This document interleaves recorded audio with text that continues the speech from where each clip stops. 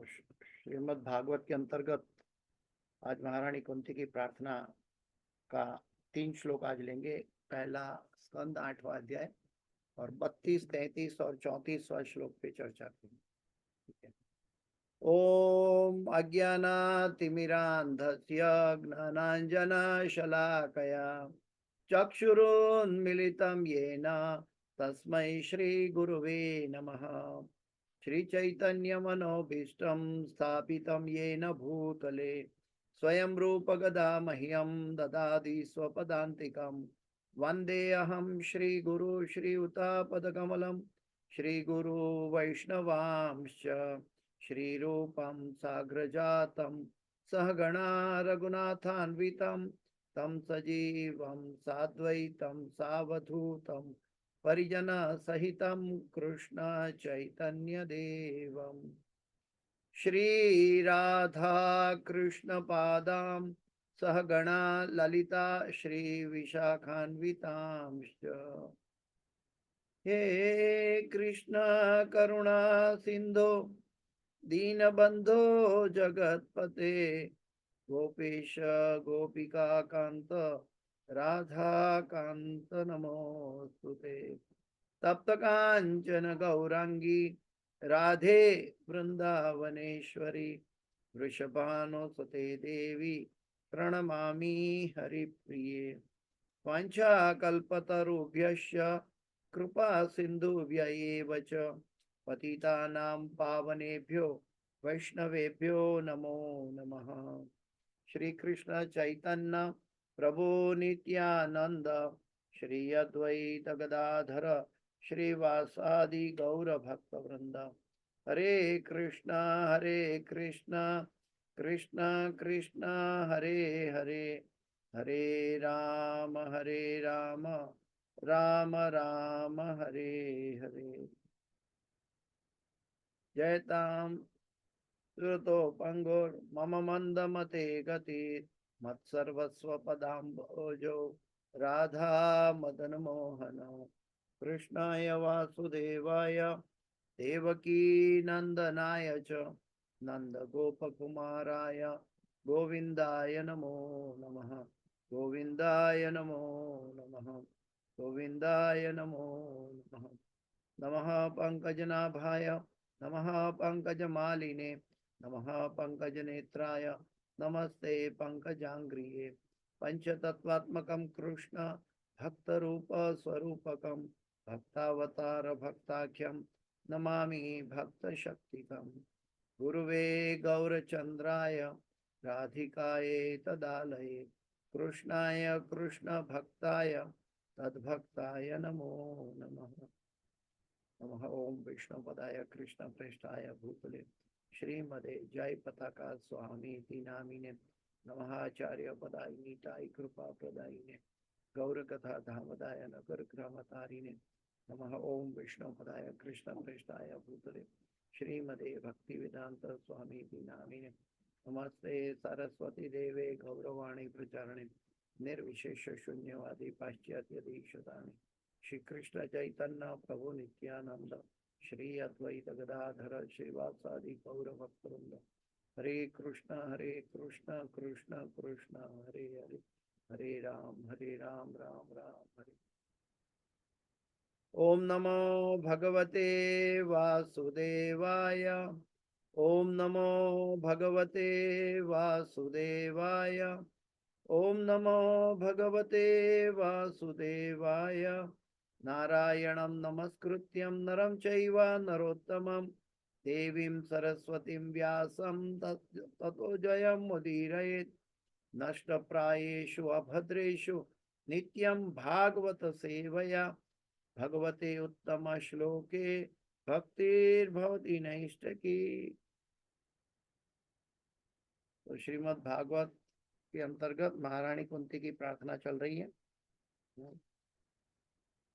पहले 3 श्लोक पढ़ेंगे, उसके बाद एक एक श्लोक पे आगे चर्चा करके आगे चलेंगे।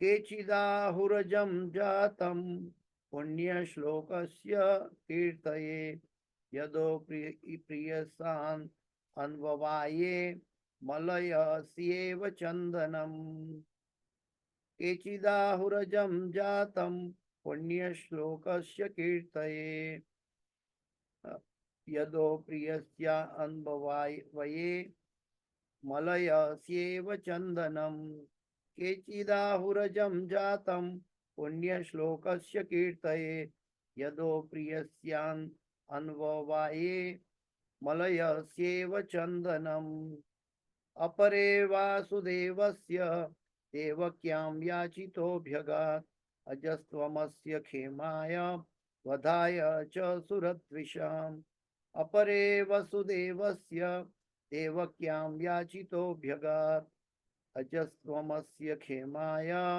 वधाय च सुरद्विषाम् अपरे वासुदेवस्य देवक्यां याचितोऽभ्यगात् अजस्त्वमस्य क्षेमाय वधाय च सुरद्विषाम्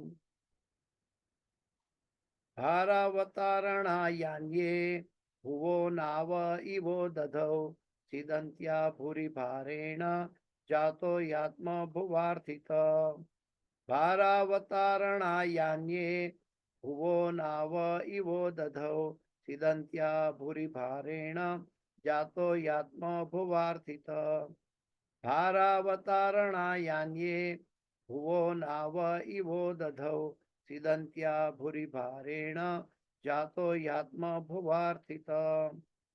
ये 3 श्लोक हैं और इसके बाद कोई दोहराना चाहेगा?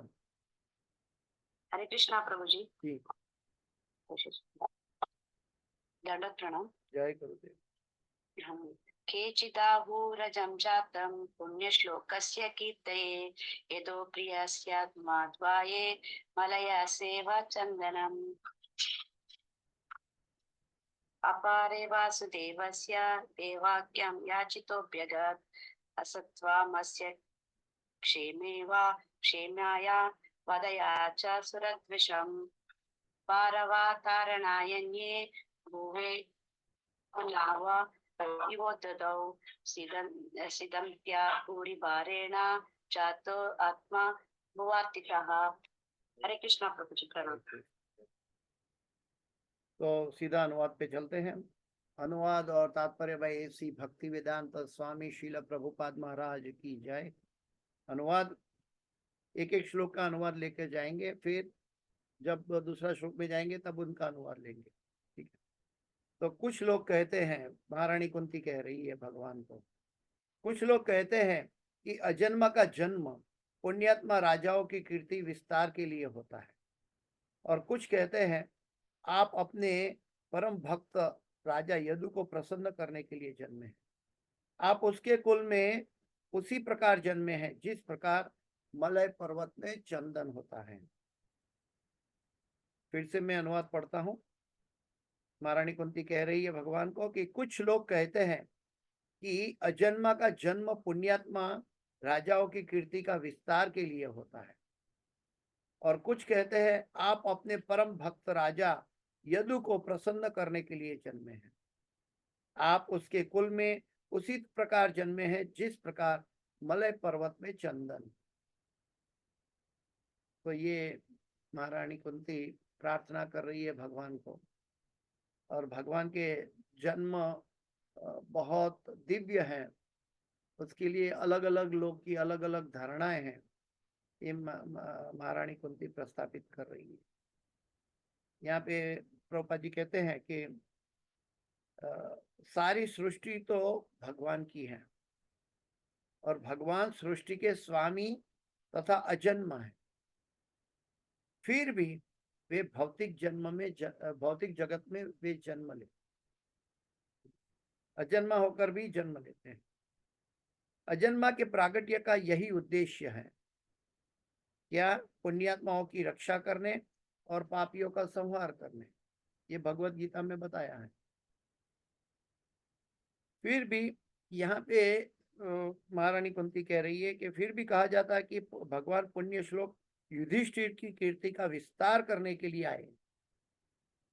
महाराज युधिष्ठिर जो पांडवों में ज्येष्ठ थे और सत्यव्रत राजा थे, वो युधिष्ठिर की कीर्ति का प्रचार करने के लिए, जैसे भक्तों को चाहिए कि वो भगवान की महिमा का प्रचार करें, और भगवान भी रेसिप्रोकेट करते हैं, ये यथा माम प्रपद्यन्ते ताम तथैव भजाम्यहम्।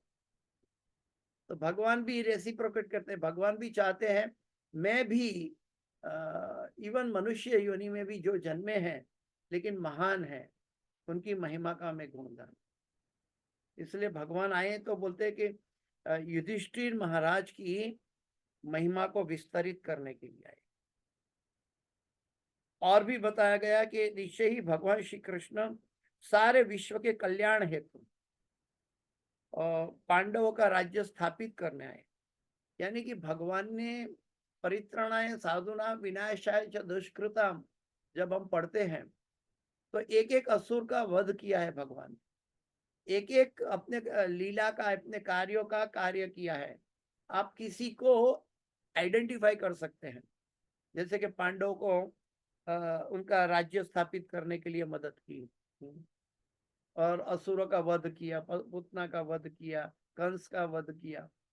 तो कहने का तात्पर्य है कि भगवान ने जो जो कार्यकलाप किए हैं, हम किसी को भी एड्रेस करते हैं कि भगवान इसीलिए आए हैं। लेकिन भगवान क्यों आए हैं? ये तो सब परित्राणाय साधुना विनाशाय च दुष्कृताम के लिए भगवान को आने की आवश्यकता नहीं। या तो भगवान अपने भक्त की महिमा करने स्वयं पधारे हैं, ये एक कारण हो सकता है। तो ये कुंती माता जो भगवान की बुआ है, लेकिन वो जानती है कि भगवान साक्षात पूर्ण पुरुषोत्तम परमेश्वर है, इसलिए वो देख रही है कि ये मेरे भतीजा जो है वो क्यों पधारे हैं। वो भगवान हमारे कुल में अवतार लिए हैं, अजन्मा होकर जन्म लिए हैं। वास्तव में हर जीव अजन्मा है, हम सब अजन्मा हैं। फिर भी हम जन्म लेते हैं अपने कर्मों की श्रृंखला के अनुसार, और अलग अलग शरीर धारण करते हैं कर्म के अनुसार, लेकिन हम सब अजन्मा हैं। वास्तव में ये आत्मा की यात्रा है। आत्मा की यात्रा यानी कि हम आध्यात्मिक जगत के अंश हैं और मनुष्य जीवन में भौतिक यात्रा का अनुभव कर रहे हैं। हम आध्यात्मिक अंश है और भौतिक यात्रा का अनुभव कर रहे हैं मनुष्य जीवन। लेकिन दिखता क्या है? उद्वमूलम अधश्या का दिखता क्या है कि हम भौतिक जीव है और हम भगवान के धाम जाने के लिए आध्यात्म भक्ति कर रहे हैं। वास्तव में हम अध्यात्म है, भगवान के अंश हैं, हमारे अंदर कोई किसी तरह का मेल नहीं। लेकिन ये एक 70, 80, 100 साल का एक मनुष्य जीवन एक स्टेशन की तरह है। तो भगवान देखते हैं कि सभी लोग सुखी हो, सभी लोग आनंदित रहे, इसलिए परित्राणाय साधुनाम तो करते हैं, और विनाशाय दुष्कृताम करके भी उनको वो जीवों को जो आसुरिक वृत्ति वाले हैं, जिनका इलाज खाली उपदेश से नहीं हो सकता, बल्कि फिर भी वो पतन के मार्ग में है, तो उनका संहार करके उनका पतन रोक देते हैं भगवान। भगवान कहते हैं कि ये बहुत गहराई में चले जाएगा तो फिर कब वापस आएगा। तो यहाँ पे कहते कि महाराज नल भी एक पुण्यात्मा राजा था, लेकिन उनको भगवान से कोई रिश्ता नहीं था। श्री कृष्ण द्वारा महिमा मंडित किए जाने में महाराज युधिष्ठिर से तात्पर्य है। कुंती माता कह रही कि आप युधिष्ठिर महाराज की यशोगान के लिए पधारे हैं, क्योंकि हमारी यशोगान जब हम करते हैं इस संसार में तो हम मूर्ख कहलाते हैं, और संसार में ऐसे अनेक मूर्ख हैं जो खुद का गुणगान करते हैं। लेकिन जब हमारा गुणगान हमारे गुरु या भगवान करते हैं तो ये कोई सामान्य बात नहीं होती। इसके अंदर बहुत बड़ी यात्रा है, भक्ति की यात्रा है, भक्ति का समर्पण है। जब हमारे गुरु या हमारे भगवान जब कोई भी जीव की महिमा का गुणगान करे। फिर आगे एक ऑप्शन में और बताते हैं कि उन्होंने यदु कुल में जन्म लेकर यदु कुल की कीर्ति बढ़ाई थी। वो यदु कुल की कीर्ति बढ़ाई थी। और यदु कुल में कैसे प्रकट हुए? तो एग्जाम्पल दिया कि मलय पर्वत के ऊपर जैसे चंदन के वृक्ष उग जाते हैं, प्रकट हो जाते हैं। ज्यादातर चंदन के वृक्ष सब जगह मौजूद है, हो सकता है, लेकिन ज्यादातर ये पाया जाता है मलय पर्वत पर, और प्रभुपाद जी कहते हैं मलेशिया में भी, वहां चंदन के वृक्ष ज्यादा पाए जाते हैं। लेकिन आजकल मलेशिया तो रबर का बिजनेस कर रहा है।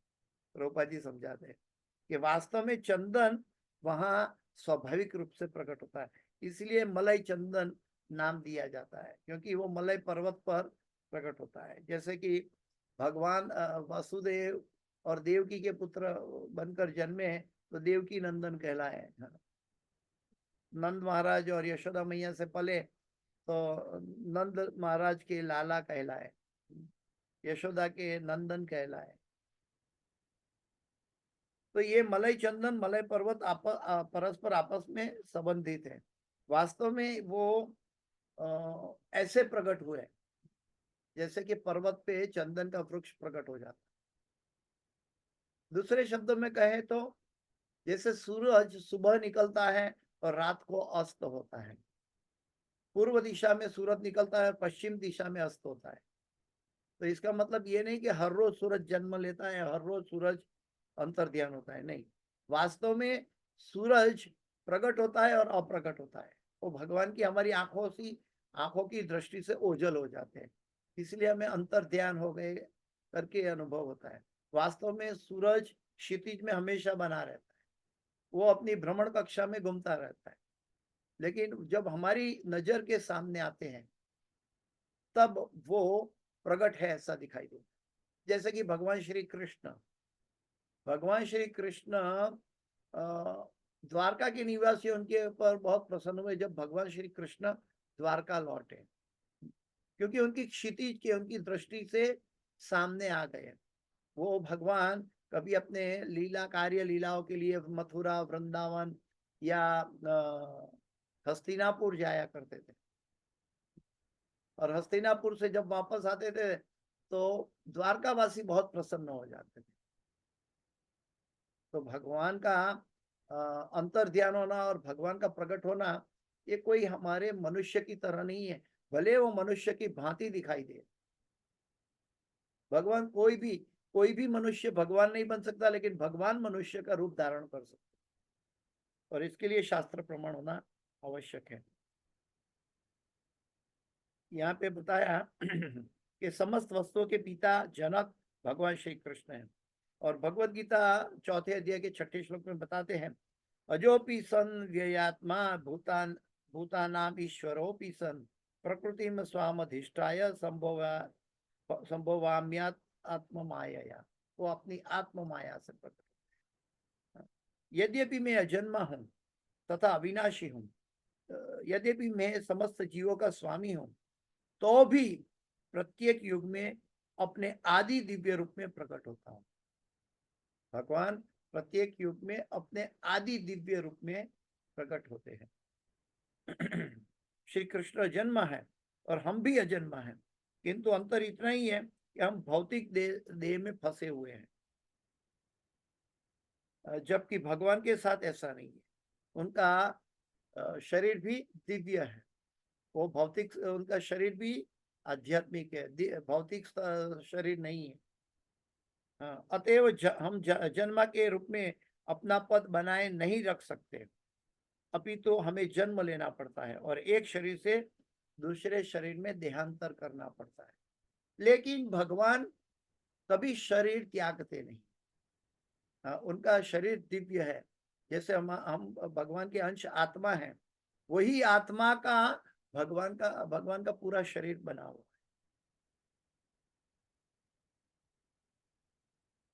मनुष्य योनि में हम सब क्या करते हैं कि बचपन का शरीर जो था हमारा, बालक के रूप में जन्म लिया, फिर टीनेजर एज में हमने वो बालक का शरीर छोड़ दिया, फिर युवावस्था में टीनेजर का शरीर छोड़ दिया, फिर वानप्रस्थ में युवावस्था का शरीर छोड़ दिया, और फिर बुढ़ापा में वानप्रस्थ का शरीर छूट जाता है। यानी कि हमारा शरीर परिवर्तनशील है, लेकिन हम शाश्वत है। हम यानी कि हम आत्मा हैं और वो शाश्वत है, और ये हमारे कर्मों की श्रृंखला के अनुसार चलता रहता है। प्रभुपाद जी कहते हैं ये एक सहज प्राकृतिक चक्र है। जैसे कि ग्रीष्म के बाद शिशिर आ जाता है, और हेमंत के बाद वसंत ऋतु आ जाती है अपने आप। जैसे रात के बाद दिन आ जाता है और दिन के बाद रात आ जाती है। ये परिवर्तन भौतिक जगत में, ये परिवर्तनशील जगत हमेशा उसका चक्र चला रहता है। जैसे सुबह से शाम होती है, फिर सुबह होती है, फिर शाम होती है। जैसे जन्म मृत्यु जरा व्याधि, ये भी एक परिवर्तनशील चक्र है। जैसे युगों की श्रृंखला, सतयुग, त्रेता युग, द्वापर युग, कलयुग, इसकी रोटेशन होती है। ये भी एक भौतिक जगत का परिवर्तनशील है। लेकिन आध्यात्मिक जगत में सब कुछ शाश्वत है। आध्यात्मिक जगत में कोई भी चीज परिवर्तन नहीं होती। यहाँ पे हमारा कर्म के आधार पर भूत्वा भूत्वा प्रलीयते, हम चक्रवत जीवन में परिवर्तन के अनुसार हमें सहजता से उस स्थिति में जाना पड़ता है। हमें पता भी नहीं होता है। बचपन से लेकर बुढ़ापा, उम्र चली जाती है, हम हर साल अपनी सो कॉल्ड शरीर की बर्थडे मनाते हैं, लेकिन वो शरीर जैसे बचपन का शरीर बूढ़ा का शरीर हो गया तो हमें कोई तकलीफ नहीं हो, हम ऐसे ही सहजता से अलग अलग शरीर धारण किए हैं। ठीक वैसे ही मृत्यु के बाद भी हमारे कर्मों की श्रृंखला के अनुसार हमें सहज शरीर प्राप्त हो जाएगा। और ये बारंबार चलता रहता है। जिसका जन्म है उसकी मृत्यु निश्चित है, और जिसकी मृत्यु है उसका जन्म निश्चित है। ये भगवान ने भगवत गीता में बताया है। जो इस जगत का जीवन इतना कष्टप्रद है कि यदि जीवन शाश्वत होता भी तो मनुष्य सोचता कि यह जीवन भी कष्टप्रद होता होगा। भौतिक जगत की ये धारणा है, अनुभव है।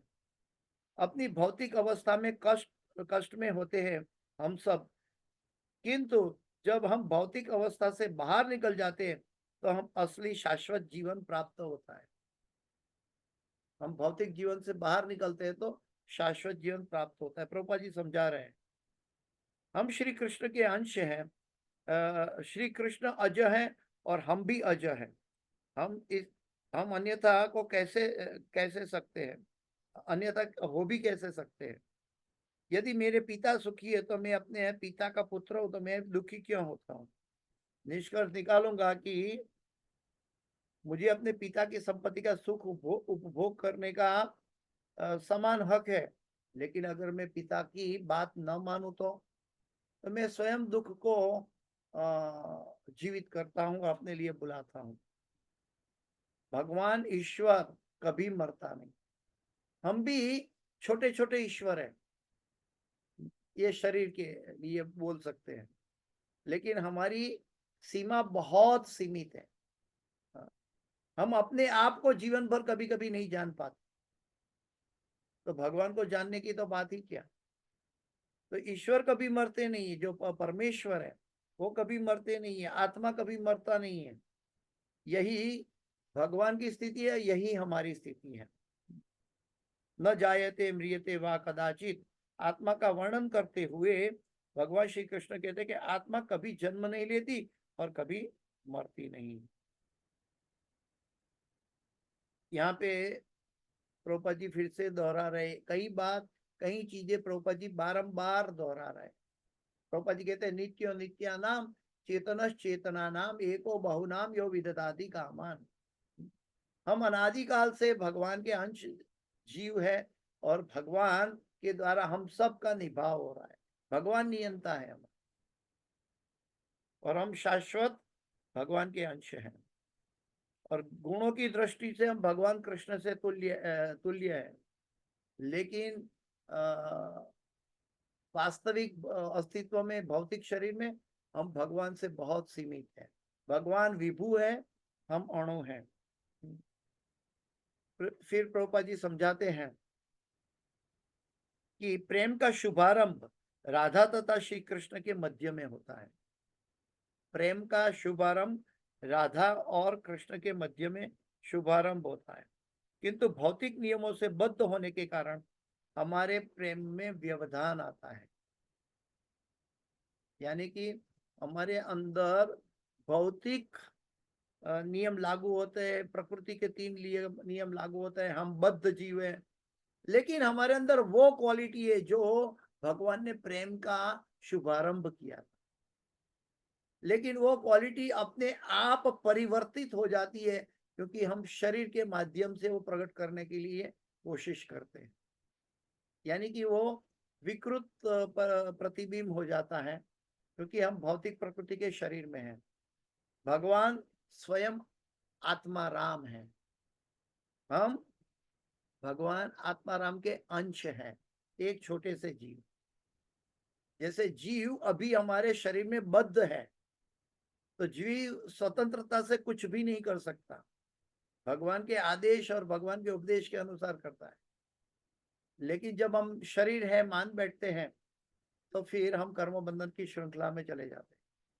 वास्तव में हम जीव है, लेकिन जीव को भी भगवान की क्वालिटी, भगवान के गुण तो प्राप्त है ऑटोमेटिक, लेकिन वो भौतिक प्रकृति की कैद में है, इसलिए वो कुछ नहीं कर सकते। जैसे कि इसको भौतिकता से कैसे समझा जाए, एक सामान्य उदाहरण लेते हैं कि एक व्यक्ति बहुत तेजी से दौड़ रहा है, मैराथन दौड़ कर रहा है, और एक मैराथन दौड़वीर जेल में बंद है, और वो भी न्यूज़ देखता है, टीवी में देखता है कि आज तो मैराथन है, उसको भी इच्छा हो गई, वो भी मैराथन की तरह दौड़ना चाहता है, लेकिन कितना दौड़ पाएगा? वो जेल के अंदर बंद है, वो जेल के अंदर क्या करेगा? गोल गोल घूमेगा। ये परिवर्तनशील चक्र है, क्योंकि जेल के बाहर तो वो जा ही नहीं सकता। एक तरफ मैराथन दौड़ चल रही है, और एक तरफ वो जेल के अंदर मैराथन दौड़ का एक रिप्लिक कर रहा है। दोनों दौड़ रहे हैं, लेकिन दोनों की दौड़ में एक वहीं का वहीं वापस परिवर्तन होके वहीं का वहीं रहता है, और एक सीधा मैराथन दौड़ता है। तो हम भगवान का इमिटेशन नहीं कर सकते। भगवान स्वतंत्र है, हम नियंत्रण में हैं।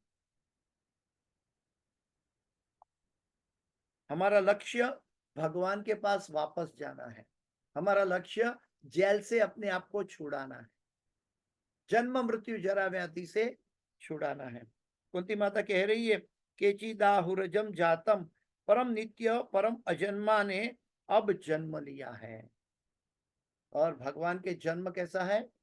वो गीता में हम हमेशा कहते हैं कि जन्म कर्म च में दिव्यम, भगवान के जन्म दिव्य है। भगवान प्रकट होते हैं। अगर सूर्य एक देवता है, वो भी प्रकट होते हैं और अस्त होते हैं, वो भी जन्म नहीं लेते, वो क्षितिज पे हमेशा रहते हैं, वो हमारी आंखों से ओझल हो जाते हैं। ठीक वैसे ही भगवान हमेशा जीव के साथ सदैव रहते हैं, कोई भी योनि में रहते हैं, लेकिन जब प्रकट होते हैं तो हमें दिखाई देते हैं, अप्रकट होते हैं तो नहीं दिखाई देते।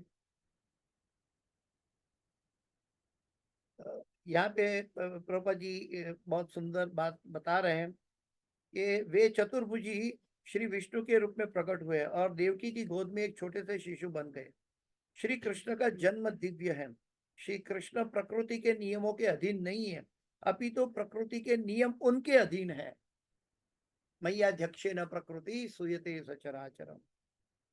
प्रकृति श्री कृष्ण के निर्देश अनुसार कार्य करती है।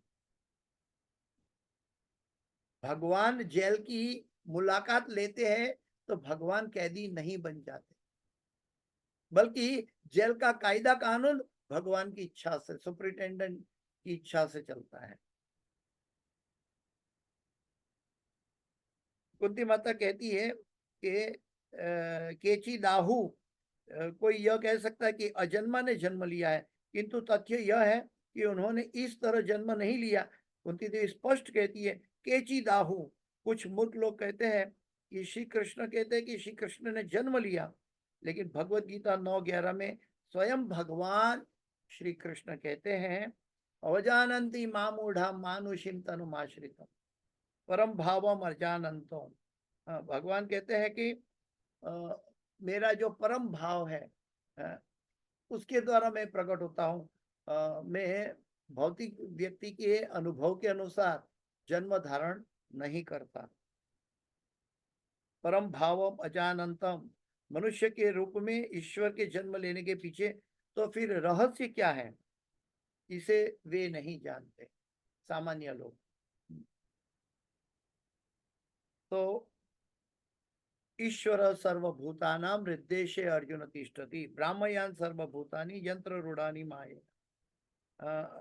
क्योंकि भगवान हमारे भीतर है और सर्वशक्तिमान है, तो भी फिर हमारे सामने प्रकट होने में उनको कौन सी कठिनाई होगी।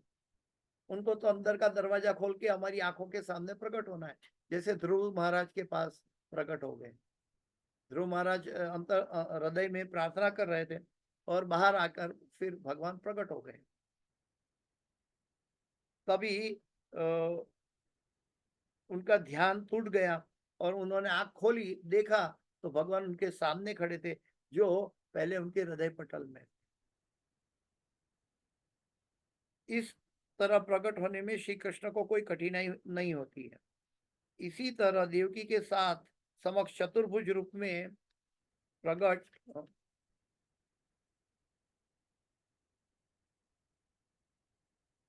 भगवान प्रकट होने में कोई कठिनाई नहीं है कुंती माता के पास, देवकी माता के पास। किंतु श्री कृष्ण को जन्म लेने की लीला को क्यों संपन्न करनी चाहिए? कुंती माता उत्तर देती है, पुण्य श्लोकस्य कीर्तये। जो लोग अत्यंत पवित्र हैं और आध्यात्मिक ज्ञान में बढ़े चढ़े हैं, उनकी महिमा को महिमा मंडित करने के लिए भगवान को भी अच्छा लगता है कि अपने भक्त की महिमा का गुणगान हो। और इसीलिए भगवान चाहते हैं कि हम उनके दास नहीं बल्कि उनकी देवी शक्ति के दास बने, क्योंकि श्रीमती राधा रानी भक्त शिरोमणि है। और इसीलिए भगवान कहते हैं, जो डायरेक्ट भगवान को अप्रोच करना चाहते हैं, भगवान शिव कहते हैं, वो तो असुर बनते हैं। लेकिन जो राधा रानी के जरिए कृष्ण की भक्ति करता है तो भगवान को बहुत आनंद मिलता है। श्री कृष्ण देवकी के पुत्र के रूप में अपनी भक्त देवकी को महिमा मंडित करने हेतु आए हैं। देवकी के पुत्र के रूप में देवकी को महिमा मंडित किया। भगवान जहां जाते हैं उनको महिमा मंडित करते हैं। जैसे कि कोई प्राइम मिनिस्टर या चीफ मिनिस्टर किसी के घर में आ जाए या शादी में आ जाए तो लोग कहते हैं, अरे इनका तो डायरेक्ट रिश्ता है चीफ मिनिस्टर के साथ, प्राइम मिनिस्टर के साथ उसका रिश्ता है। वैसे भगवान जहां प्रकट होते हैं वो सब महिमा मंडित हो जाते हैं। श्री कृष्ण किसी कुल या देश में जन्म लेने के लिए बाध्य नहीं है, किंतु वे किसी व्यक्ति या परिवार की भक्ति के कारण ही उसे महिमा प्रदान करने हेतु जन्म लेते हैं। इसलिए उनका जन्म दिव्यम कहलाता है। भगवान अंतरात्मा है और सबके अंदर है। भगवान को मालूम है कि कौन उच्च है और कौन सामान्य है। जो उच्च है वहां भगवान उसकी महिमा मंडित करने के लिए प्रकट होते हैं। तो भगवान अपने भक्त की महिमा करके भी भगवान को आनंद मिलता है। लेकिन जब हम भौतिक जगत में अहम ममिति को बढ़ाते, अहंकार बढ़ाते हैं, तो हम मूर्ख कहलाते हैं। हम भगवान की महिमा का गुणगान नहीं कर पाते।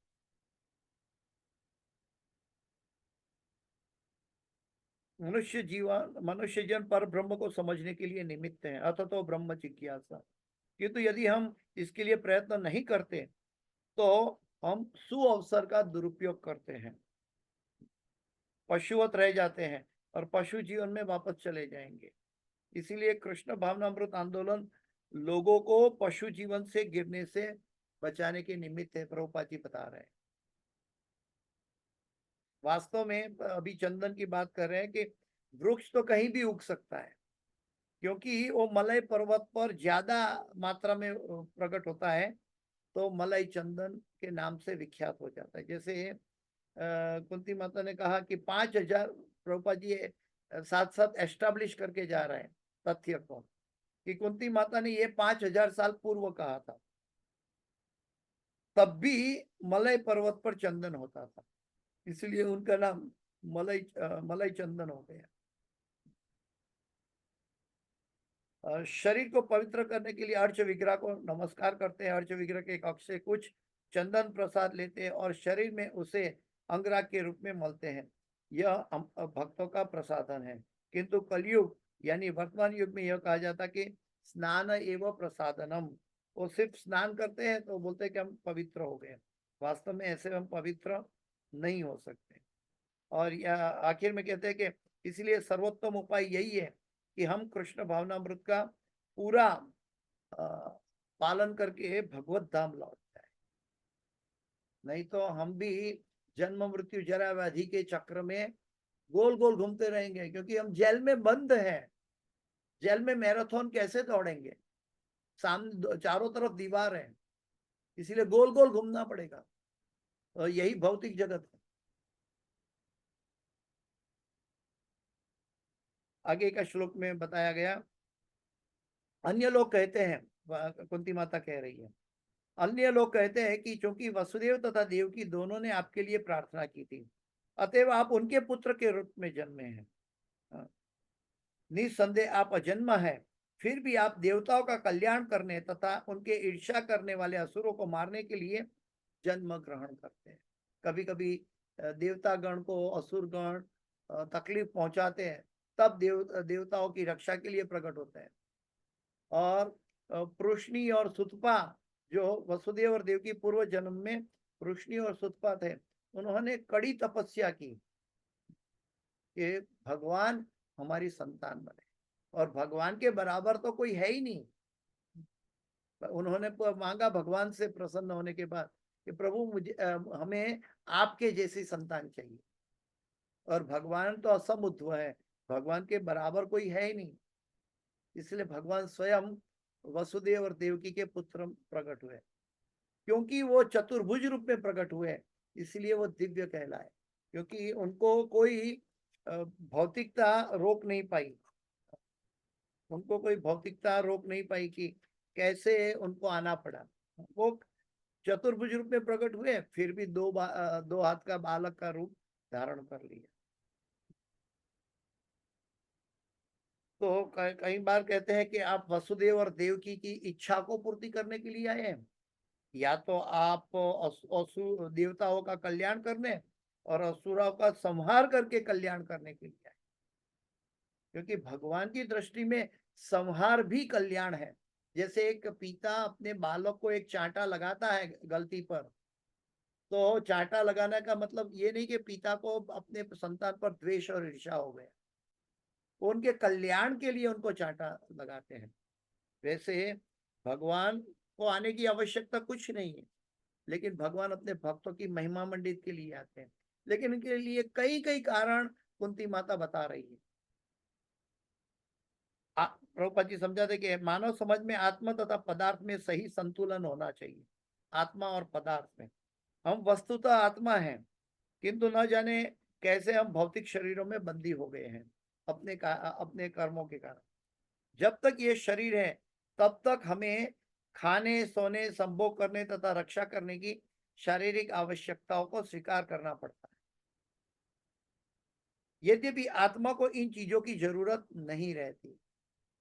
जैसे कि एक मोटर कार के अंदर एक ड्राइवर है, मोटर कार का खाना अलग है, तेल और पेट्रोल है, और ड्राइवर का खाना अलग है, दाल भात सब्जी रोटी सब्जी है। हम रोटी सब्जी में कितनी सालों तक ढूंढेंगे, हमें पेट्रोल और डीजल नहीं मिलेगा। और पेट्रोल और डीजल के अंदर हम कई सदियों तक हम ढूंढते रहेंगे तो दाल सब्जी नहीं मिलेगी। दोनों का खाना अलग है। तो ठीक वैसे ही आत्मा का खाना अलग है। जो व्यक्ति अपने जीवन में आत्मा की उन्नति, आत्मा की पहचान कर लेता है, आत्म साक्षात्कार बनता है, वो वास्तविक जीवन जी रहा है। और जो व्यक्ति अपने शरीर के पीछे जीवन जीता है, वो जेल के कैदी की भांति जीता है। प्रभुपाद जी समझाते हैं आगे कि जो आत्मा की आवश्यकताओं की परवाह नहीं करता, वो मूर्ख और असंतुलित सभ्यता में जी रहा है, पशु की तरह। और एक एग्जाम्पल प्रभुपाद जी दे रहे हैं कि एक पिंजरे में पक्षी बंद है, तो पिंजरे की मरम्मत करने से हो सकता है पक्षी मर जाए, क्योंकि पक्षी को चाहिए वो आप नहीं दे रहे हो। हाँ, तो पक्षी शायद वो शरीर में न रहे, वो उनकी आत्मा वो शरीर छोड़कर चली जाए। तो हम पिंजरे को सफाई कब तक करते रहेंगे? हमें को कभी ना कभी तो वो अंदर के बैठे हुए पक्षी को भी कुछ भोजन देना चाहिए, और यही आत्मा का भोजन है, और यही मनुष्य जीवन का लक्ष्य होना चाहिए। जो व्यक्ति आत्म साक्षात्कार के प्रति जागृत नहीं है, वो पशु जीवन जी रहा है। अभी कोई कहेगा कि आत्मा को क्या चाहिए, हमें जानकारी नहीं है, क्या करेंगे? आत्मा तो असली वस्तु है, वो शरीर उसका खाली आवरण मात्र है। इसलिए आत्मा की उपेक्षा एक प्रकार की धर्म से ग्लानि है। आत्मा की उपेक्षा धर्म की ग्लानि है। जैसे कि हम एक छोटा सा भौतिक उदाहरण लेते हैं, जैसे कि एक ड्राई फ्रूट होता है जर्दालू। वो जर्दालू हम बाहर से खाते हैं, फिर उसका जो सीड होता है उसको भी तोड़ते हैं, और उसके अंदर से बादाम निकलती है छोटी सी। हाँ, तो हमें मालूम है कि इसके अंदर भी बादाम है, तब हम उसके सीड को तोड़ते हैं। हम दूसरे फ्रूट को, दूसरे फल के सीड को नहीं तोड़ते, लेकिन जर्दालू के अंदर छोटी सी बादाम है, हमें पता है, तो सीड को तोड़ते हैं। ठीक वैसे ही हम शरीर, बाहर जर्दालू रूपी शरीर है, उसका हम आस्वादन कर रहे हैं, लेकिन अंदर सीड भी है, हाँ, जो ये शरीर का ओरिजिनल कारण बन चुका है। तो सीड के लिए अगर हम क्या करते हैं, हम सीड की तहकीकात कब करेंगे? धर्म का अर्थ है स्वाभाविक कर्तव्य। प्रभुपाद जी एक शब्द में बताया, धर्म का अर्थ है स्वाभाविक कर्तव्य। मनुष्य का यह कर्तव्य है कि वो आत्मा की आवश्यकताओं को जाने। और आत्मा का स्वरूप क्या है? ओरिजिनल कॉन्स्टिट्यूशनल बंधारणीय पोजीशन आत्मा की क्या है? जीवेर स्वरूप है नित्य कृष्ण दास। तो जब कृष्ण की सेवा करते हैं तो उसको जेल से रिहा कर दिया जाता है। माम एव ये प्रपद्यन्ते माया में ताम तरंती थे। तो किंतु दुर्भाग्यवश हमें आत्मा की कोई सूचना नहीं है।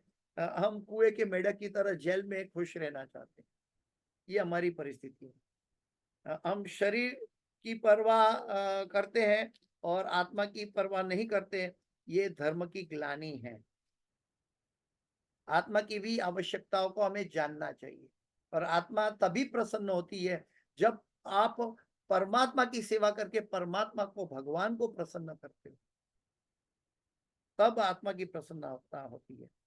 अतएव आत्मा का आध्यात्मिक भोजन देना चाहिए, और आध्यात्मिक भोजन कृष्ण भावनामृत है, प्रभुपाद जी समझाते हैं। अब ये कैसे प्राप्त होता है? तो श्रीमद् भागवत का एक सुंदर श्लोक है, निवृत्त तरशे रूपगीयमाणा भवौषधोश्चोत्र मनोभिरामा क उत्तम श्लोक गुणानुवादा पुमान विरज्येत विना पशुघ्नात्। श्रीमद् भागवत 10वें स्कंद का श्लोक है। उसमें कहा गया है कि ये श्रीमद् भागवत उन लोगों के लिए आस्वाद्य है जो निवृत्त तुष्ण है, जो लालसाओं से मुक्त है, जिनको भौतिक लालसाएं समाप्त हो चुकी है, उनको श्रीमद् भागवत में रस स्वादन का अनुभव होता है। कई बार कई भक्त कहते हैं कि निर्गम गलितम फलम शुक मुखार द्रव्य सम्मितम, ये पिबत भागवतम रसमालयम। तो ये रस का तो आस्वादन हो नहीं रहा है। हम एक फ्रूट का जूस पीते हैं तो अनुभव होता है, लेकिन ये भागवत का रस हमें अनुभव नहीं होता है। तो इसका जवाब भागवत में ही बताया कि हमें भौतिक लालसाओं से मुक्त होना है। हमें जेल में जेल का रहने का एडिक्शन हो गया है, उससे हमें मुक्त होना पड़ेगा।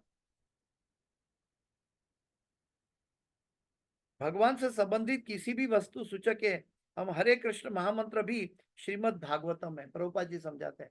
जब हम हरे कृष्ण महामंत्र का जप करते हैं तब भी हम श्रीमद् भागवत को स्पर्श कर रहे हैं। हाँ। श्रीमद् भागवत का आस्वादन वे ही कर सकते हैं जो भौतिक इच्छाओं को तुष्ट करने की लालसाओं से मुक्त हो गया हो। जो लालसाओं से मुक्त नहीं है वो भागवत का रस नहीं चख सकते। इसीलिए तो भगवान कहते हैं नाहम प्रकाश सर्वस्य योग माया समाप्त। आपकी जैसी इच्छा है वैसा आपको रिजल्ट प्राप्त होगा। ये यथा माम प्रपद्यन्ते ताम तथैव भजाम्यहम्। आपको जेल में खुश रहना है, आपको जेल में खुश रखेंगे। आपको जेल से मुक्त होकर खुश रहना है, आपको जेल से मुक्त होने के लिए आपके जीवन में प्रॉपर गुरु भेज देंगे। फिर भगवान देखेंगे कि आप गुरु के आदेशों का कितना पालन करते हो। आप वास्तव में जेल से बाहर निकलना चाहते हो या आप एक ढोंग रचा रहे हो। तो हमें भगवान को अंदर भी बैठे हैं बाहर भी बैठे हैं, हम दुनिया को मूर्ख बना सकते हैं, भगवान को मूर्ख नहीं बना सकते। सभी प्रकार के कष्टों को छोड़ने का आखिरी उपाय है, भगवत गीता 8:15 में बताया है कि माम उपेत्य पुनर्जन्म दुखालयम अशाश्वतम नाप्नुवन्ति महात्मान समसिद्धि परमाम गताः। कहते हैं मुझे प्राप्त करके, भगवान कह रहे हैं कि मुझे प्राप्त करके महापुरुष जो भक्ति योगी हैं कभी भी दुख से पूर्ण अनित्य जगत में वापस नहीं लौटते। वो वापस अनित्य जगत में नहीं आते, उसे परम सिद्धि प्राप्त हो चुकी होती। यानी कि जो भगवत भक्ति करते हैं तो जेल सुपरिटेंडेंट नोट ले रहा है, उपदेष्टा अनुमंता है अंदर बैठकर, हमारे अंदर बैठकर, और नोट ले रहा है कि वो अपना समय अपनी मन के विचारों किस तरह व्यतीत कर रहा है जीवन में। वो बाहर से भक्त बन के अंदर से भौतिकता को बढ़ा रहा है क्या, या वास्तव में अंदर से भी आध्यात्मिकता है और बाहर भी आध्यात्मिकता है। क्योंकि भगवान निर्मल है, भगवान कर्मणा मनसा वाचा एक है। तो हमें भी एक नहीं होंगे तब तक हम भगवान को गुणों को कैसे समझ पाएंगे या स्वीकार कर पाएंगे। हमें डुप्लीकेट नहीं बनना चाहिए इस संसार में। इस संसार कलयुग में सब लोग ज्यादातर डुप्लीकेट है, मतलबी है। वास्तव में एकमात्र उपयोगी पुस्तक जीवन में है श्रीमद् भागवतम तथा श्रीमद् भगवत गीता। और भागवत के अंदर और श्लोक में बताया गया कि जो वाणी संपूर्ण ब्रह्मांड के वायुमंडल को पवित्र करने वाले भगवान की महिमा का वर्णन नहीं करती उसे साधु पुरुष कौओं के तीर्थ स्थान के सदृश मानते हैं। ये कौन कह रहा है? नारद मुनि कह रहा है, व्यासदेव जी। नारद मुनि कहते हैं कि जो वाणी संपूर्ण ब्रह्मांड के वायुमंडल को पवित्र करने वाले भगवान की महिमा का वर्णन नहीं करती, यानी कि हम ग्राम्य कथा करते हैं, प्रजल्प करते हैं, लेकिन हरि कथा नहीं करते, उसे साधु पुरुष कौओं के तीर्थ स्नान के सदृश मानते हैं। कौआ का तीर्थ स्नान क्या है? वो उकरडा में कचरा पट्टी में जाके अपना भोजन करता है। तो कौओं का तीर्थ स्नान क्या कहलाएगा? कचरा पट्टी। तो वो व्यक्ति जो अपना समय ग्राम्य कथा में बिताता है वो कौओं की तरह भोजन कर रहा है। ये कौन कह रहा है? नारद मुनि व्यासदेव जी को कह रहे हैं। क्योंकि परमहंस पुरुष दिव्य लोक के वासी होते हैं, अतः उन्हें ऐसे तीर्थ स्थान में कोई आनंद नहीं मिलता। क्योंकि जो हंस है वो तो दूध और पानी मिलाकर दो तो दूध पी जाएगा, पानी छोड़ देगा, तो वो इस उकरडे में क्यों जाएगा? वो कचरे पट्टी में पानी में क्यों जाएगा? वो तो परमहंस है। तो भगवान के जो भक्त हैं वो परमहंस के सदृश होते हैं और उनका मन और हृदय चित्त उनका भगवान में रहता है। मत चित्ता मदगत प्राण, भगवान के ऊपर उनका चित्त रहता है। फिर आगे के श्लोक में बताया तद्वा विसर्गो जनतात विप्लवो यस्मिन् प्रतिश्लोक कम बद्ध व्रत्यपि नाम्नानन्तस्य यशोंकितानि यत् शृण्वन्ति गायन्ति गृह्णन्ति साधव। ये श्लोक भी इसके साथ जरूरी है समझाने के लिए कि दूसरी ओर जो साहित्य परमेश्वर के नाम, यश, रूप, गुण और लीला का और दिव्य महिमा का चर्चाओं से पूर्ण है, वह कुछ भिन्न ही रचना है, इस जगत की रचना नहीं है, भिन्न रचना है। तो जो इस जगत की गुमराह सभ्यता के अपवित्र जीवन में क्रांति लाने वाले शब्दों में ओतप्रोत होता है, वो क्या होता है? जो इस जगत की गुमराह सभ्यता में, यानी कि जेल में रहते हुए पता चलेगा हम कैसे जेल से बाहर निकलेंगे, हम अपना अच्छा बर्ताव करेंगे जेल सुपरिटेंडेंट के साथ, परमात्मा के साथ, उनके आदेशों का पालन करेंगे, तब हम जेल के बाहर आने के लिए हमें प्रस्थापित किया जाएगा। ऐसा साहित्य फिर भागवत कहता है कि क्रांति वाले दिव्य शब्दों से उत्प्रोत है। ऐसा साहित्य ठीक से रचा भी न होने पर भी वो नितांत ईमानदार पवित्र व्यक्तियों द्वारा सुना, गाया तथा स्वीकार किया जाता है। यहाँ पे बताया श्लोक का अनुवाद में कि ऐसा साहित्य ठीक से रचा न होने पर भी जो नितांत ईमानदार पवित्र व्यक्तियों के द्वारा सुना, गाया तथा स्वीकार किया जाता है।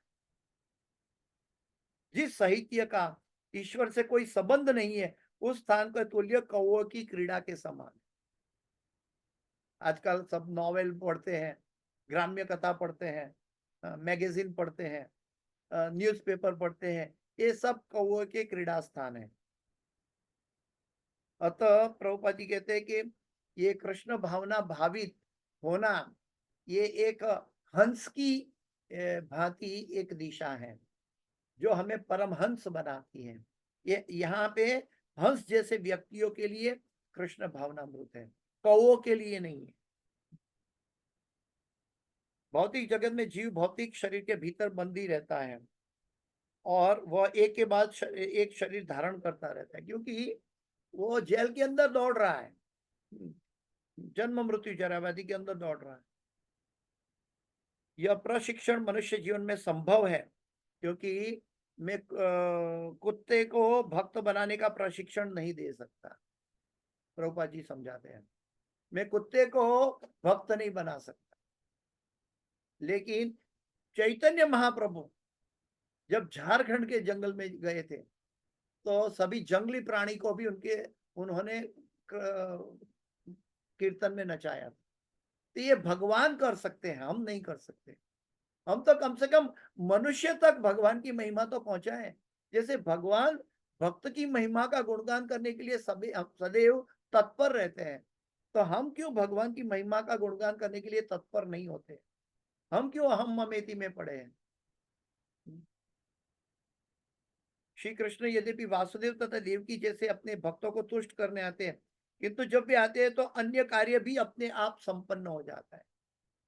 तो जब अन्य कार्य संपन्न हो जाता है तो ऐसा प्रतीत होता है भगवान ये कार्य के लिए आए थे, भगवान वो कार्य के लिए आए थे, भगवान वो कार्य के लिए आए थे, लेकिन वास्तव में भगवान अपनी स्व इच्छा से, आत्म माया स्व इच्छा से प्रकट होते हैं। ब्रह्मा जी श्वेत द्वीप में, हर एक ब्रह्मांड के अंतर्गत ब्रह्मलोक में श्वेत द्वीप एक क्षीर सागर है। ब्रह्मा को कुछ परामर्श लेना है तो क्षीर सागर की क्षितिज पर जाकर इंतजार करते हैं भगवान का। अगर भगवान की इच्छा है तो ब्रह्मा को अपना दर्शन देते हैं और फिर ब्रह्मा जी परामर्श करते हैं भगवान के साथ उनकी तकलीफों का। कभी देवतागण को तकलीफ है, वो ब्रह्मा जी के पास जाकर सब जाके मिलकर क्षीर सागर के किनारे खड़े रहते हैं ब्रह्मलोक में। ये श्वेत द्वीप नामक जो ये क्षीर सागर है, ये आध्यात्मिक गोलोक धाम का एक परिवर्तित क्या बोलते हैं कि प्रतिबिंब मात्र है, और वहां भी ब्रह्मा तक जैसे जीव नहीं पहुंच पाते, भगवान की इच्छा से वहां पहुंचा जाता है। तो वास्तव में ये चाहिए कि हम कितने पति थे ब्रह्मा के सामने, शिव जी के सामने, देवताओं के सामने। तो हमारा अहंकार, हमारी मूर्खता नहीं तो और क्या है। श्री कृष्ण ऐसे सुरत विषम का वध करने के लिए आते हैं जो भगवान की महिमा और भगवान के भक्त को तकलीफ पहुंचाते हैं। भगवान प्रकृति के नियम के अनुसार बद्ध नहीं है, भगवान उससे पर है। लोग उनको क्योंकि ये लोग उनके निर्देश पर अथवा प्रकृति के नियम द्वारा ही मारे जा सकते हैं। लेकिन फिर भी भगवान मारने के लिए प्रकट होता है। ब्रह्म संहिता में बताया, सृष्टि स्थिति प्रलय साधन शक्ति रेखा। ब्रह्म संहिता में बताया कि प्रकृति में इतनी शक्ति है, वो हर वस्तु का सृजन और पालन और संहार कर सकती है।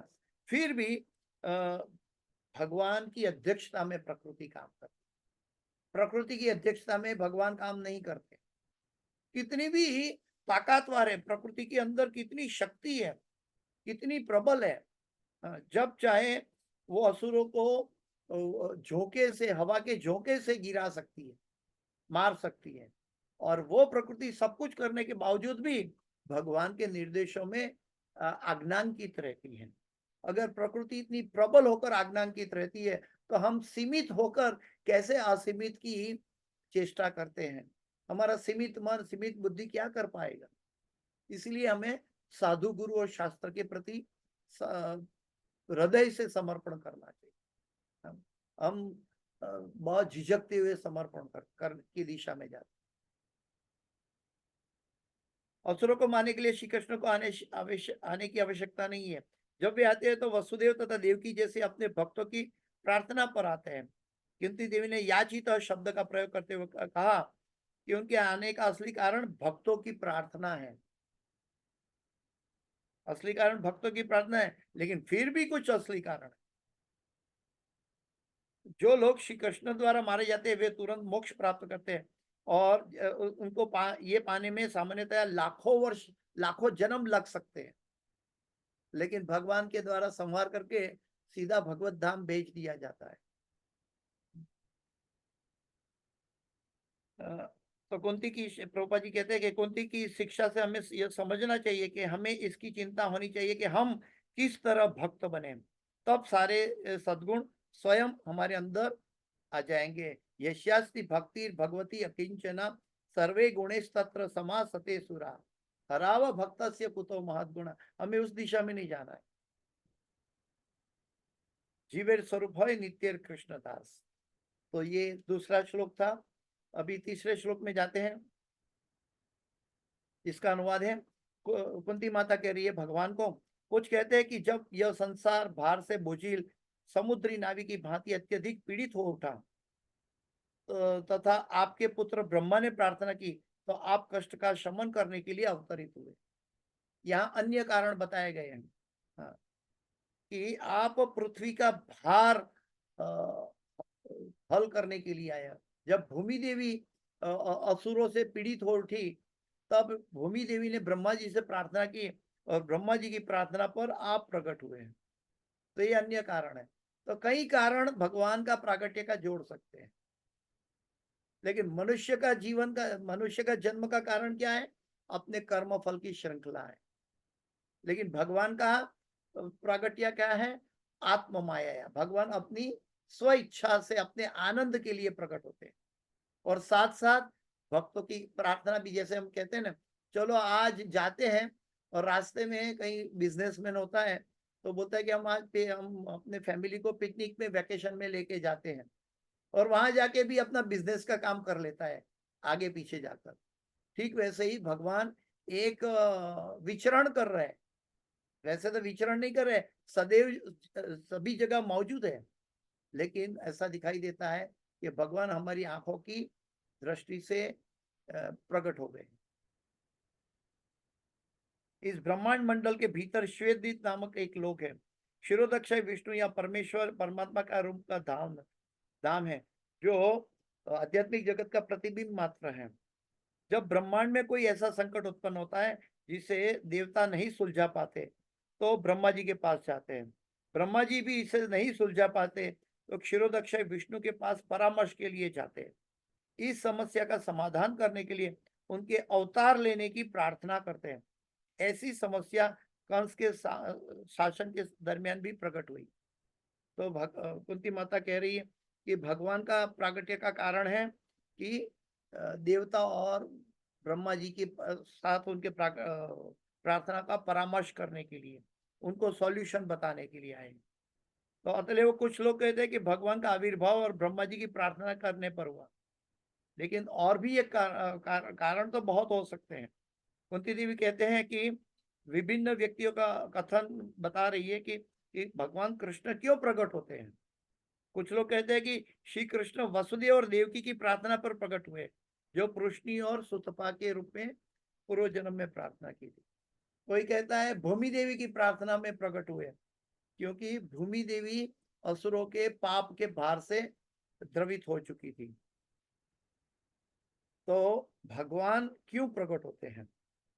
यह पृथ्वी तैरती है भगवान की इच्छा शक्ति से, और भगवान श्री कृष्ण इसके भीतर प्रवेश करते हैं, इसलिए इतनी भारी से भारी पृथ्वी भी तैरती रहती है। यह पृथ्वी भार रहित नहीं है, किंतु इसलिए तैरती है क्योंकि इसमें परमात्मा भगवान मौजूद है। आत्मा इतनी हल्की है, हाँ, और पृथ्वी के सामने आत्मा की कंपेयर करो, आत्मा इतनी हल्की है कि जब वो शरीर से मुक्त होती है तो क्षण भर में वो आध्यात्मिक जगत या वैकुंठ लोक में पहुंच सकती है। लेकिन अगर वो भौतिक लालसा से ग्रस्त है, तो अपना सूक्ष्म शरीर लेकर फिर से जन्म मृत्यु जरा व्याधि में ग्रस्त हो जाती है। सूक्ष्म मन बुद्धि और अहंकार के द्वारा अगर हम मन बुद्धि और अहंकार सब कुछ छोड़ देते हैं, हम इच्छा प्रकट नहीं करते, क्योंकि मन इच्छा का जनक है, इच्छा को जन्म देता है।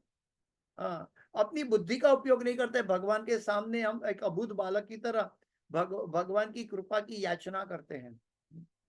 और अगर हमारा अहंकार छूट गया है, मन बुद्धि अहंकार हम छोड़ देते हैं और कृष्ण की प्रार्थना में कृष्ण जैसे रखे ऐसे रहना चाहिए। जैसे कि मीरा भाई कहती है, कोई दिन हाथी न कोई दिन घोड़ा, कोई दिन पैदल चलना जी। वैसे भगवान के भक्त को ऐसा भाव में रहना चाहिए, तब जाके वो आत्मा जब शरीर छोड़ती है तो वो भगवत धाम वापस पहुंच जाती है, क्योंकि उसके पास सूक्ष्म शरीर का अवकाश नहीं रह जाता। तो पृथ्वी माता का भार उतारने के लिए भगवान प्रकट हुए, ये भी एक कारण है। फिर आगे और भी एक कारण बताया गया है कि भगवान क्यों प्रकट होते हैं? अपने आनंद के लिए प्रकट होते हैं, अपने आनंद की। पृथ्वी पर असुरों तथा नास्तिकों की बोलबाला है, तो उसका भार बढ़ता है और ब्रह्मांड के पवित्र अधिक शासन देवतागण चिंतित हो उठते हैं। तब भगवान उनको सहाय करने के लिए प्रकट होते हैं। ब्रह्मा जी द्वादश महाजनों में गिने जाते हैं। स्वयंभू नारद शंभु कुमार कपिलो मनु प्रहलादो जनको भीष्मो बलि वैया सकी वयम। श्रीमद् भागवत में महाजन की बात आती है। हमें महाजनों का अनुसरण करना चाहिए, वो महान अधिकारी है, उनका अनुगमन करना चाहिए। यदि हम दिव्य ज्ञान चाहते हैं, यदि हम धर्म जानना चाहते हैं, कर्तव्य जानना चाहते हैं, दिव्य ज्ञान जानना चाहते हैं, तो महाजनों ये न गतस्स पंथा। और प्रभुपाद जी कहते हैं वो कैसे प्राप्त होगा? तो प्रभुपाद जी कहते हैं वैदिक आदेश है, तद विज्ञानार्थ गुरुमेव अभिगच्छेत। यदि कोई व्यक्ति को हर वस्तु का ज्ञान प्राप्त करना चाहता है, तो उसे प्रामाणिक अधिकारी या गुरु के पास जाना चाहिए। और गुरु यहाँ पे भगवान श्री कृष्ण है। जिस तरह श्री कृष्ण ने अर्जुन को शिक्षा दी, उसी तरह ब्रह्मा को भी शिक्षा दी। तेने ब्रह्म हृदय आदि कवये मुह्यंती यत् सूर्य। तो हम वही भगवान कृष्ण की चली आ रही परंपरा, धर्म तो साक्षात भगवत प्रणीतम महाजनो ये न गत सपंथा, इस तरह में बोनाफाइड परंपरा में हमें आध्यात्मिक उपदेश हेतु अपने आप को समर्पित करना चाहिए। नहीं तो हम इस जगत में जेल के अंदर चार दीवारों में बंद है, कैसे पता चलेगा कि बाहर का कानून क्या है, बाहर कितनी मुक्त अवस्था है। बाहर हम जब चाहे जैसे चाहे वैसे जा सकते हैं, घूम फिर सकते हैं। हम तो जेल में बंद है। हाँ, तो कैसे पता चलेगा कि लोग सिनेमा देखने जाते हैं, कभी कोई मंदिर जाता है, कोई पिकनिक में जाता है, और कोई भक्तों के संग में संकीर्तन करता है।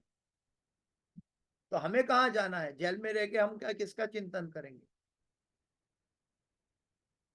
तो जेल में रह के जो जिसका चिंतन करना है वो वासुदेवम सर्वमिति स महात्मा सुदुर्लभ जन्माद्यस्य यतोन्वयादिरतश्चार्थे अभिश्व अनभिज्ञ स्वराट। अभिज्ञ शब्द सूचित करता है कि हर वस्तु को स्रोत पूर्णतया भिज्ञ है। ज्ञान का अर्थ, ज्ञ का अर्थ है ज्ञान, और अभि का अर्थ है विशिष्ट। विशिष्ट ज्ञान चाहिए हमें, और इसीलिए हमें कहा जाना चाहिए? तद विज्ञानार्थ स गुरुम एव अभिगच्छेत। हमें वैदिक स्तोत्र के आधार पर गुरु के पास जाना चाहिए। अभी की हर बात को जानने वाली कोई चतुर बुद्धि न हो तब तक सब कैसे ये संभव हो सकता है? तो यहाँ पे बताया कि श्रीमद् भागवत का कहना है कि हर वस्तु को ऐसे पुरुष से उद्भूत है जो अभिज्ञ है, अत्यंत बुद्धिमान तथा अनुभवी है, और उस आदि बुद्धिमान को जानने के लिए हमें दूसरे व्यक्ति से हम वो ज्ञान प्राप्त कर सकते हैं। तो वो कौन है? वो हमारे गुरु है। परमात्मा हमारे जीव में वास करता है। अभी प्रभुपाद जी का शब्द है, परमात्मा हमारे जीव में वास करता है, ब्रह्मा के हृदय में भी वास करता है। इसलिए अकेले होने पर भी ब्रह्मा को परमात्मा के द्वारा ज्ञान प्राप्त हो गया। मैं समय थोड़ा पूरा होने जा रहा है, मैं 5-7 मिनट और ले लूंगा। भगवान श्री कृष्ण हमें परमात्मा के रूप में भीतर से चैत्य गुरु और बाहर से गुरु के रूप में ज्ञान प्रदान करते हैं। यानी कि हमारा जो दीक्षा गुरु है वो भगवान का स्वरूप है। भगवान उनके जरिए हमें ज्ञान देते हैं। लेकिन हमें हमें इसका मतलब ये नहीं कि गुरु भगवान है। याद रहे, हाँ, बैंक में बैंक बैलेंस है तभी एटीएम पैसा दे सकता है। अगर हमारी इच्छा है तब हम गुरु के पास जाएंगे। हम एटीएम को हार नहीं पहनाते। हमें मालूम है कि वो पैसा उनके पास मिल सकता है। जैसे कि स्पीकर को हम हार नहीं पहनाते। जैसे कि कोई फिलिप्स का स्पीकर है तो फिलिप्स का स्पीकर बहुत अच्छी कथा करता है, ऐसे स्पीकर से हार नहीं पहनाते। तो हमें मालूम होना चाहिए कि ये ओरिजिनल भगवान की वाणी है, गुरु परंपरा से प्रभुपाद जी की वाणी है, तब जाके हम उसको समझ पाते हैं। तो हमें तत्व को देखना होगा, हमें बाह्य रूप रंग को छोड़कर तत्व के पीछे जाना होगा। और जब तक अहंकार है हम दूसरे व्यक्ति से सुनने के लिए तत्पर नहीं बनेंगे। हमारा ये अहंकार बोलेगा ये सब हमें मालूम है, तुम कौन होते हमें सिखाने वाले? तो भगवान ने ब्रह्मा जी को उनके हृदय में एक ज्ञान दिया। भगवान ब्रह्मा जी तो स्वयंभू है, भगवान आत्माराम है। भगवान को पत्नी की आवश्यकता नहीं पड़ी, अपने नाभि कमल से ब्रह्मा जी को प्रकट कर दिया। क्या इस जगत में कोई मनुष्य अपने नाभि कमल से संतान पैदा कर लेता है बिना पत्नी या पति की सहाय के बिना? नहीं। तो ये भगवान है। भगवान श्री कृष्ण हमें परमात्मा के रूप में भीतर से चैत्य गुरु और बाहर से आध्यात्मिक गुरु के रूप में हमें उपदेश देते हैं। यानी कि भगवान गुरु का उपयोग करके, गुरु के जरिए, क्योंकि कोई हमारे साथ हमारे लेवल में बात करके हमें समझाने वाला चाहिए। हम इतने अज्ञानी हैं, इतने मंद बुद्धि हैं कि हमें कोई दिव्य ज्ञान कैसे समझा पाएंगे। तो इसीलिए गुरु की आवश्यकता है। और इसके लिए ये आध्यात्मिक ज्ञान है तो उसको आध्यात्मिक हमें रेसिप्रोकेट करना चाहिए। तो हमारे पास तो कुछ आध्यात्मिकता तो है ही नहीं, इसलिए हमें गुरु की वाणी और वपु की सेवा करनी चाहिए। तद विद्धि प्रणिपाते न परिप्रश्ने न सेवया उपदेक्षन्ति तद ज्ञानम ज्ञानिनास तत्वदर्शिना। सेवया, जिन्होंने तत्व का दर्शन किया है वो ज्ञान आपको पहुंचा देंगे, लेकिन उसके बदले में आप उनको क्या देंगे? उनकी वाणी का पालन करेंगे और उनके वपु शरीर की सेवा करेंगे। तो प्रभुपाद जी कहते हैं कि अभी आज की तारीख में बोनाफाइड 4 संप्रदाय है मौजूद, 4 महाजनों के से चला हुआ 4 संप्रदाय अभी मौजूद है। पहला संप्रदाय है ब्रह्म संप्रदाय, जो ब्रह्मा जी के द्वारा चला आ रहा है। इस्कॉन भी ब्रह्म संप्रदाय से जुड़ा हुआ है। फिर है लक्ष्मी संप्रदाय, श्री संप्रदाय, जो लक्ष्मी जी से जुड़ा हुआ है। फिर है रुद्र संप्रदाय, जो भगवान शिव से जुड़ा हुआ है। फिर है कुमार संप्रदाय, जो ब्रह्मा जी के 4 पुत्र सनत कुमार से जुड़ा हुआ। तो ये 4 संप्रदाय में अगर कोई व्यक्ति अपने आप को शरणागत करता है तो उसको दिव्य ज्ञान का फ्लो ऑटोमेटिक चालू हो जाएगा, उसको प्राप्त हो जाएगा। इसलिए हमें सावधान रहना चाहिए कि कोई सांसारिक गुरु या सांसारिक भौतिक आशीर्वाद देने वाले गुरु हमको पसंद आए, ऐसे गुरु के पास नहीं जाना है। हमें बोनाफाइड गुरु के पास जाना चाहिए, जो अपनी गुरु को भी भजता होना चाहिए, जो गुरु की परंपरा, गुरु शिष्य की परंपरा भगवान कृष्ण से चली आ रही होनी चाहिए। ये 4 बोनाफाइड संप्रदाय भगवान कृष्ण से चला आ रहा है। भगवान अपने हाथों में चतुर्भुज रूप में शंख चक्र गदा पद्म धारण करते हैं। तो शंख और चक्र और गदा असुरों के लिए, और शंख और पद्म अपने भक्तों के लिए। फिर आगे कहते हैं कि कई लोग संसार में साइंटिस्ट लोग कहते हैं कि पदार्थ से जीव की सृष्टि हुई, लेकिन प्रभुपाद जी कहते हैं ये मूर्ख लोग हैं। वास्तव में भगवान से, भगवान जब उसमें प्रविष्ट हुए तब आत्मा के द्वारा पदार्थ चलित होता है। कोई डेड बॉडी चलित हो सकती है क्या? जब आत्मा प्रवेश करता है तब वो बालक हलन चलन शुरू कर देता है। तो वास्तव में जो है वो आत्मा का प्रतिभाव है। आत्मा के द्वारा आत्मा पदार्थ के द्वारा सृजित नहीं होता, बल्कि पदार्थ आत्मा के द्वारा सृजित होता है। फिर बहुत कुछ स्किप करना पड़ रहा है समय के अभाव से, लेकिन हम देख रहे हैं कि भगवान अपने आप में पूर्ण है। हम सब, हमारी इंद्रियां, हमारे विचार, हमारी बुद्धि, सब कुछ अपूर्ण स्तर में है। इसलिए हमें आकांक्षा हमेशा बनी रहती है। हम वो पूर्णता की खोज में ढूंढते रहते हैं। और पूर्ण क्या है? आनंद, सच्चिदानंद है। और वो आनंद की खोज में हमें भगवान की शरण लेनी चाहिए। अभिज्ञ स्वराट शब्दों के द्वारा, स्वराट शब्द सूचित करता है कि वो स्वराट, वो भगवान किसी पर आश्रित नहीं है, लेकिन हम उस स्वराट पर आश्रित हैं। कई बार प्रभुपाद जी समझाते हैं, वो कोई भी तक नहीं छोड़ते प्रभुपाद जी। वो कहते हैं कि कई बार कहते हैं कि हम सब भी आत्मतुष्ट है, आत्माराम है। तो प्रभुपाद जी कहते हैं इवन दांत का दर्द होता है तो तुरंत डॉक्टर के पास दौड़ते हैं। क्यों? मुझे बचाओ, मुझे बचाओ, बहुत दर्द हो रहा है। तो हम क्यों अपनी स्वयं रक्षा नहीं कर पाते? हम क्यों डॉक्टर के पास जाना पड़ता? तो ये बताते हैं कि हम मनुष्य कभी भगवान नहीं बन सकता। तो ये कुंती माता का आज का श्लोक का मीनिंग बताया है प्रभुपाद जी के जरिए। इस क्लास की कोई भी सुकृति है, मेरे गुरु महाराज हिज होलीनेस जय पताका स्वामी आचार्यपाद गुरु महाराज की है। और इस क्लास के अंदर कोई भी गलती, क्षति या त्रुटि रह गई है, मेरी अपनी है, कृपया मुझे क्षमा करें। वांछा कल्पतरुभ्यश्च कृपा सिंधुभ्येव च पतितानां पावनेभ्यो वैष्णवेभ्यो नमो नमः। अनंत कोटि वैष्णव वृंद की जय, शिल प्रभुपाद की जय, गुरुदेव महाराज की जय, श्रीमद् भागवतम की जय, समावेत भक्त वृंद की जय। किसी का कोई प्रश्न? हरे कृष्ण प्रभु जी, हरि बोल, दंडवत प्रणाम, जय हरि बोल, जय दंडवत प्रणाम जय गुरुदेव जय। प्रभु जी। किसी का कोई प्रश्न? प्रश्न है तो पूछ सकते हो, किसी को कुछ पूछना है प्रभु जी से तो। हरे कृष्ण, हरि बोल। अरे अगर नहीं है तो आप नरसिंह प्रेयर में आगे चल सकते हैं। और मायापुर में गुरु महाराज का क्लास अभी पैरेलल चालू हो गया है, तो मैं मायापुर क्लास में जाऊंगा, लेकिन आप अपना प्रोग्राम आगे लेके जा सकते हैं। धन्यवाद। जय गुरुदेव।